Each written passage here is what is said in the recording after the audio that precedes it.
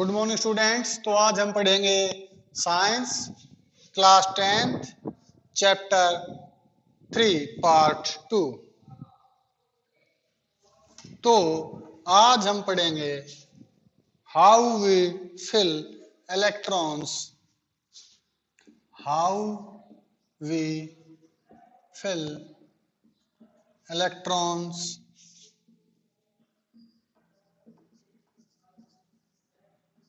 इन orbit. हम किसी atom के ऑर्बिट में इलेक्ट्रॉन्स को कैसे फिल करते हैं, तो उसका तरीका है पहले 2, फिर 8, फिर 8, फिर 18, फिर 18, फिर 32। तो इस तरह हमें फिल करने हैं। तो सबसे पहले हम ट्राई करते हैं। हाइड्रोजन का एटॉमिक नंबर होता है 1।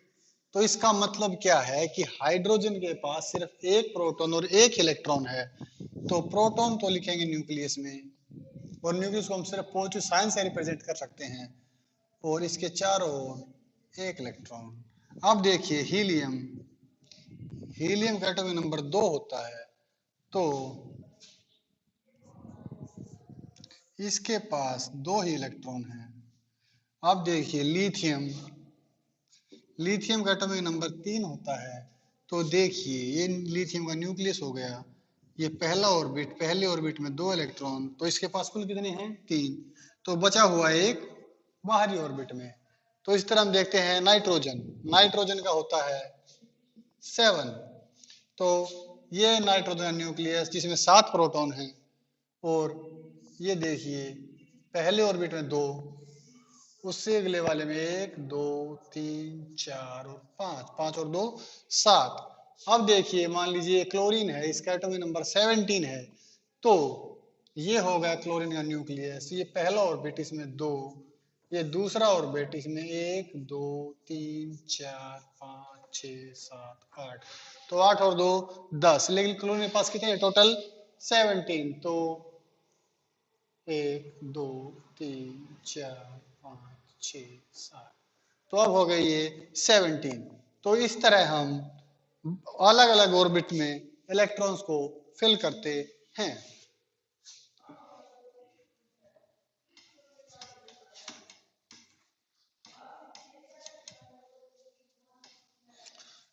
Now, how do metal and non-metal reacts?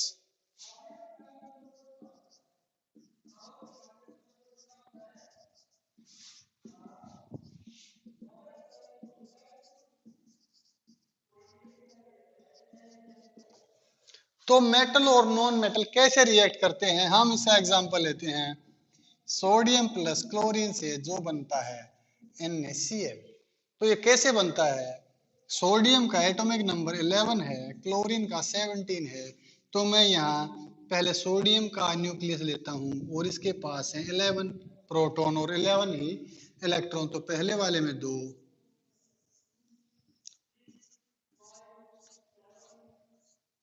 दूसरे वाले में 8, 8 और 2 10, इसके पास है 11। तो ये जो बचा हुआ है वो आएगा यहाँ। तो ये हो गया सोडियम।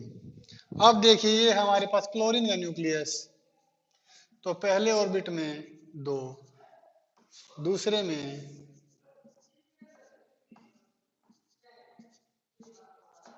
8, और तीसरे वाले में,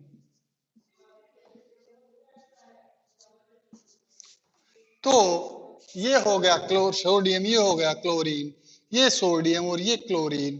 तो ये रिएक्ट कैसे करेंगे? ये रिएक्ट ऐसे करेंगे कि ये भी ये चाहता है कि इसके बाहरी ऑर्बिट में, सब जो इसका सबसे बाहरी ऑर्बिट है उसमें या तो पहले वाले में 2, उससे अगले वाले में 8। तो ये चाहता है कि इसके बाहरी ऑर्बिट में भी कितने इलेक्ट्रॉन होने चाहिए? 8। लेकिन इसके पास सबसे जो आउटर मोस्ट ऑर्बिट है उसमें इसके पास है 1 इलेक्ट्रॉन। तो या तो ये किसी से 7 ले ले, या किसी को अपना 1 डोनेट कर दे। जबकि यहाँ देखिए क्लोरीन भी चाहता है कि इसके बाहरी ऑर्बिट में 8 इलेक्ट्रॉन हो, लेकिन है कितने? 7। तो या तो ये किसी से 1 ले ले, या किसी को अपने साथ दे दे। तो देखिए किसी से 7 लेना काफी मुश्किल है, जबकि अपना 1 देना काफी आसान है। इसी तरह अपने सातों के साथ को डोनेट करना काफी मुश्किल है, किसी का 1 लेना काफी आसान है। तो क्या होगा कि एक इलेक्ट्रॉन यहाँ आ जाएगा और ये बनेगा। ये कैसे होती है रिएक्शन? ये रिएक्शन ऐसे होती है कि पहले क्या होगा, ये बनेगा sodium plus electron plus chlorine. अगले स्टेप में क्या होगा, Na पॉजिटिव और Cl नेगेटिव। अब क्योंकि ये इलेक्ट्रॉन इसके पास आ जाएगा तो अब देखिए कि सोडियम पॉजिटिव है और ये नेगेटिव है और पॉजिटिव नेगेटिव चार्ज एक दूसरे को अट्रैक्ट करते हैं तो ये बनेगा NaCl। और क्योंकि ये सोडियम आयन था, ये क्लोरीन आयन था, तो इस टाइप के कंपाउंड्स को हम बोलते हैं आयनिक कंपाउंड्स। क्या बोलते हैं? Ionic compounds. तो मेटल और नॉन मेटल इस तरह रिएक्ट करते हैं। मेटल एंड नॉन मेटल कैसे रिएक्ट करते हैं? पहले मेटल अपना इलेक्ट्रॉन लूज करती है और बनाती है पॉजिटिव आयन, और उसी टाइम पर नॉन मेटल मेटल का इलेक्ट्रॉन एक्सेप्ट करती है और क्या बनाती है? Negative ion. और पॉजिटिव आयन और नेगेटिव आयन आपस में कंबाइन हो जाते हैं और बनाते हैं आयनिक बॉन्ड, और कंपाउंड को बोलेंगे आयनिक कंपाउंड। अब हम देखेंगे occurrence of metals। occurrence of metals,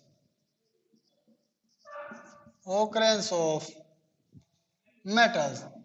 तो metals अर्थ पर कैसे पाई जाती हैं? तो some metals exist in native state। कुछ मेटल्स शुद्ध रूप में पाई जाती हैं, जैसे गोल्ड, सिल्वर। मोटे तौर पर जो गोल्ड है वो सिंपली एलिमेंटल स्टेट में ही मिलता है। सिल्वर भी क्योंकि काफी कम रिएक्टिव है, ऐसे ही मिलती है। तो अब हम देखेंगे कि अर्थ क्रस्ट में मेटल कंपाउंड की फॉर्म में एग्जिस्ट करती है। Metal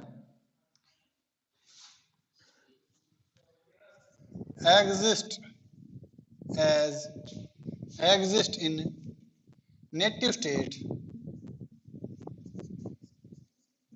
or in compound state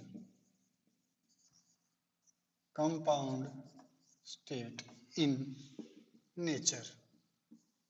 तो प्रकृति में जो मेटल है वो या तो कंपाउंड स्टेट में मिलेगी या वो शुद्ध रूप में मिलेगी। तो कुछ मेटल जो शुद्ध रूप में मिलती हैं वे होती हैं सोना और चांदी। तो अब हम देखते हैं और क्या होती है। अब हम देखेंगे ore and mineral.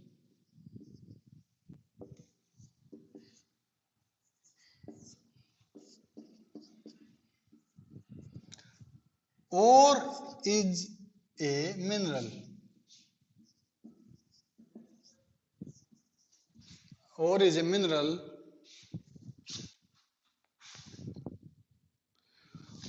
is a mineral from which extraction of any metal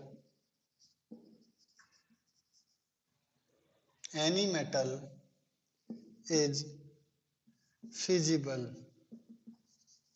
और we can say possible। feasible को आप रहने दीजिए, हम बोलेंगे possible। इकोनॉमिकली, यानी कि और भी एक मिनरल ही होता है, वह मिनरल जिससे कोई मेटल एक्सट्रैक्ट की जा सकती है उसे हम बोलते हैं उसका ओर। जैसे आयरन का ओर हेमेटाइट होता है। Ore of aluminium is bauxite.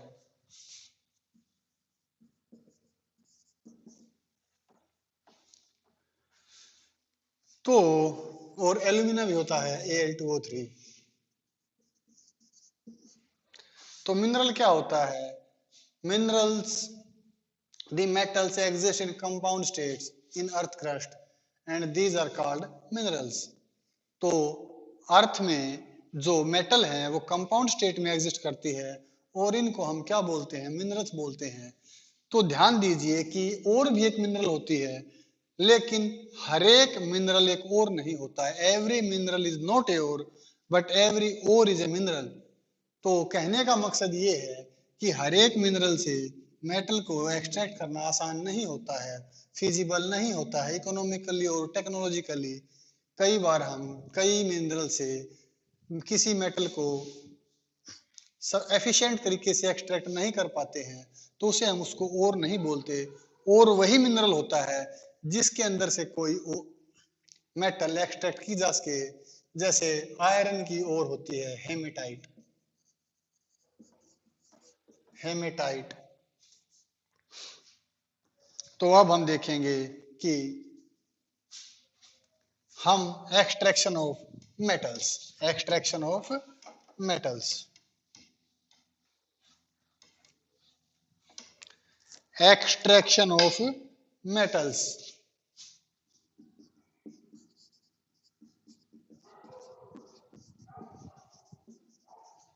तो मेटल से फ्रॉम ओर, तो ओर से मेटल को एक्सट्रैक्ट कैसे करते हैं? तो और तीन तरह, मेटल तीन तरह की हो सकती हैं। Highly reactive metals, metal highly reactive, very reactive,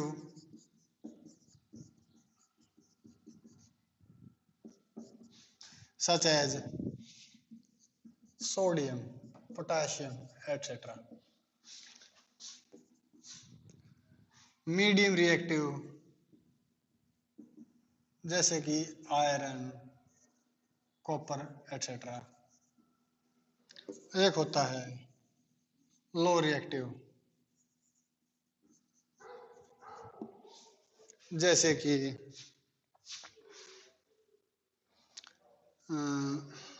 वे जो काफी कम रिएक्टिव होती हैं, तो उनका एग्जाम्पल होता है गोल्ड, सिल्वर, etc. तो इन तीनों को ही एक्सट्रैक्ट करने का अलग अलग तरीका है। तो अब हम देखेंगे कि वो तरीका क्या है।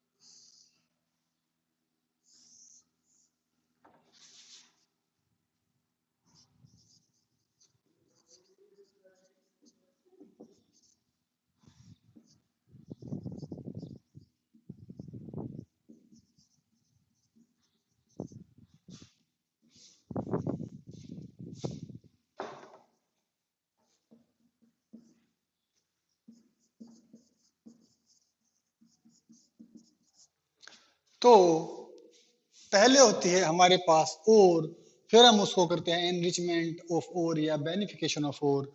उसके बाद हमारे पास बचती है वेरी रिएक्टिव, मीडियम रिएक्टिव और लो रिएक्टिव। जो हाईली रिएक्टिव होते हैं उनके लिए हम एक तरीका यूज करते हैं जिसको बोलते हैं इलेक्ट्रोलिसिस। इलेक्ट्रोलिसिस के द्वारा हम हाईली रिएक्टिव मेटल्स को अलग अलग कर सकते हैं। जैसे कि मान लीजिए हमारे पास इस कंटेनर में मोल्टन NaCl है और मैं इसके अंदर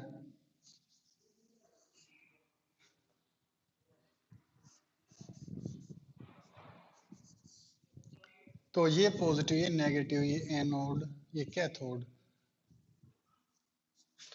तो मान लीजिए यहाँ पर मोल्टन NaCl है और सोडियम काफी रिएक्टिव होता है, और इसके अंदर मैं इलेक्ट्रिसिटी पास करूंगा तो क्या होगा? तो यहाँ पर एट, तो होगा क्या? एट कैथोड, कैथोड पर क्या होगा? Cl negative is equal to Cl2 plus 2 electron, और एनोड पर क्या होगा, नहीं ये होगा एनोड पर,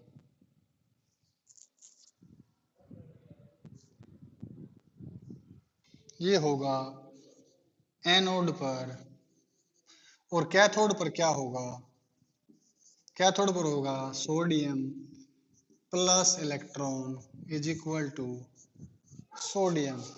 तो इस तरह यहां से Cl2 गैस बाहर निकल जाएगी और यहां पर क्या बच जाएगा, सोडियम। तो जो और हाईली रिएक्टिव होती हैं उनके लिए हम कौन सा मेथड यूज करते हैं, इलेक्ट्रोलिसिस। और हम क्या करते हैं, हम उस और का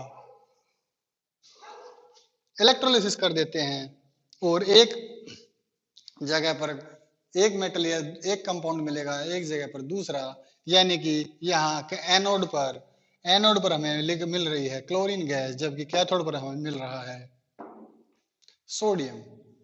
तो अब हम देखेंगे कि वे और जो कि मीडियम रिएक्टिव होती हैं। तो इन दोनों के लिए एक ही तरीका है लो रिएक्टिव और मीडियम रिएक्टिव का। सबसे पहले हम क्या करेंगे, convert to oxide of metal. हम इन दोनों को पहले उसके ऑक्साइड में कन्वर्ट करेंगे, और ऑक्साइड में कन्वर्ट करने के दो तरीके होते हैं, कैल्सिनेशन और रोस्टिंग। कैल्सिनेशन और रोस्टिंग। तो हम किसी और को कैसे कन्वर्ट करते हैं उसके ऑक्साइड में, तो हम अभी देखते हैं। तो पहले देखेंगे व्हाट इज कैल्सिनेशन। कैल्सिनेशन होता है कार्बोनेट ओर के लिए CO3 ओर्स, और ये होता है सल्फाइड ओर के लिए। कैसे, अब हम इसको डिस्कस करते हैं। तो पहले देखेंगे कि कैल्सिनेशन क्या होता है। कैल्सिनेशन होता क्या है, heating of ore, heating of carbonated ore, heating of carbonate ore, carbonate ore in absence of, in absence of oxygen. तो कैल्सिनेशन हम करते हैं कार्बोनेट ओर के लिए, वे ओर जिनके अंदर कार्बोनेट होता है उनका हम करते हैं कैल्सिनेशन। और कैल्सिनेशन कैसे होता है, हम ओर को गर्म करते हैं बगैर हवा के। एज एग्जांपल इजी, मान लीजिए कैल्शियम कार्बोनेट है, इसको हीट कीजिए तो क्या बनेगा, CaO प्लस CO2। ये है कैल्शियम ऑक्साइड और ये है CO2। तो ये तो था कैल्सिनेशन, ये था कैल्सिनेशन। और उसके बाद oxide is reduced to metal. तो इसको आप देखिए कि पहले और है, फिर और को एनरिच करते हैं, फिर वेरी रिएक्टिव मेटल के लिए हम क्या करते हैं, इलेक्ट्रोलिसिस, जो हमने पहले पढ़ा था। मीडियम रिएक्टिव और लो रिएक्टिव दो तरह की हो सकती हैं, कार्बोनेट और या सल्फाइड और। तो अगर कैल्सिन कार्बोनेट और हो तो हम करेंगे कैल्सिनेशन, सल्फाइड और हो तो करेंगे रोस्टिंग। दोनों का मकसद हमारा एक ही है, हम और को उसके ऑक्साइड में कन्वर्ट करेंगे, कन्वर्ट टू ऑक्साइड। उसके बाद ऑक्साइड को हम रिड्यूस करेंगे मेटल के अंदर। तो ये हमारी कंप्लीट प्रोसेस है। और इसके बाद हम देखते हैं रोस्टिंग क्या होती है।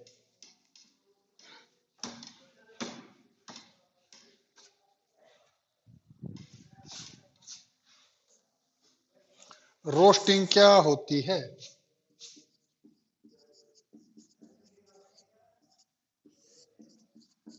Heating of,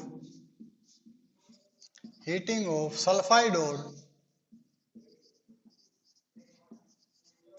in presence of in presence of oxygen is called roasting.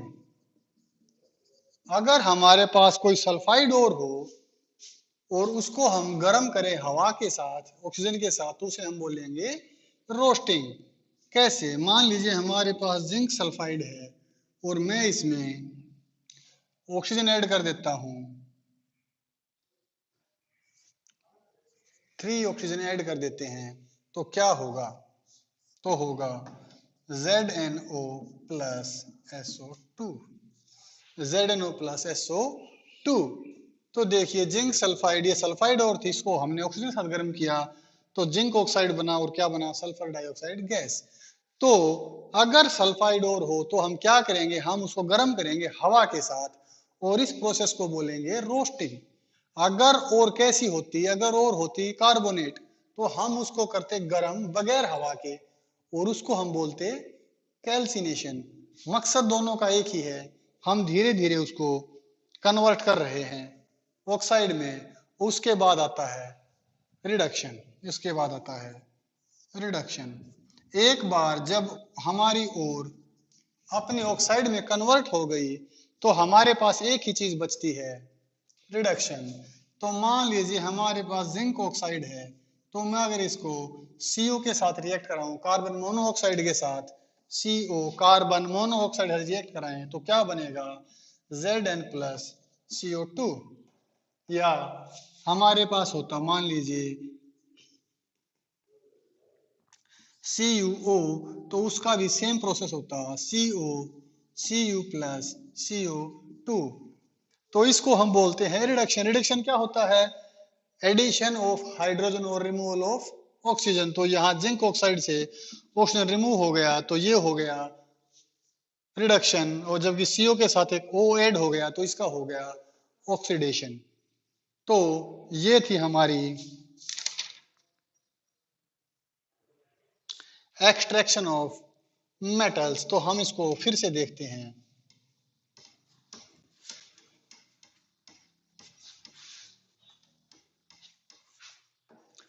सबसे पहले ओर, enrichment of ore,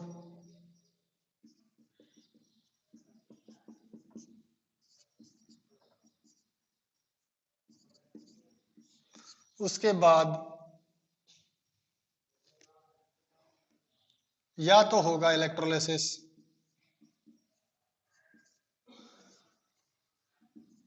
highly reactive के लिए, हाईली रिएक्टिव के लिए क्या होगा?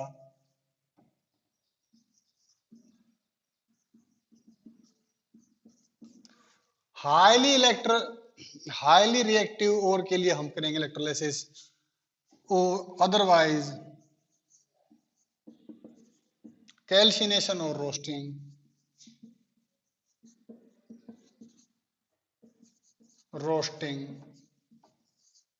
उसके बाद क्या होगा? रिडक्शन। उसके बाद क्या होगा? रिफाइनिंग। तो ये हमारा कंप्लीट प्रोसेस है ओर से मेटल को प्राप्त करने का। और अगला जो टॉपिक है वो है कोरोजन। और कोरोजन हमने पहले पढ़ लिया है, हम एक बार फिर देख लेते। कोरोजन क्या होता है? कोरोजन होता है किसी मेटल सरफेस के ऊपर किसी कंपाउंड का फॉर्मेशन होना। कब? जब वो हवा और नमी के संपर्क में आती है।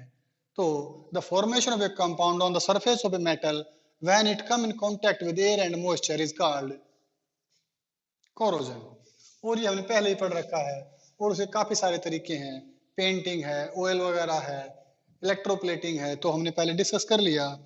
तो ये था हमारा चैप्टर नंबर 3। Thank you. बाकी हम कल पढ़ेंगे। अगर आपको इसमें कोई दिक्कत हो, कोई प्रॉब्लम हो, तो आप कमेंट सेक्शन में जाकर पूछ सकते हैं।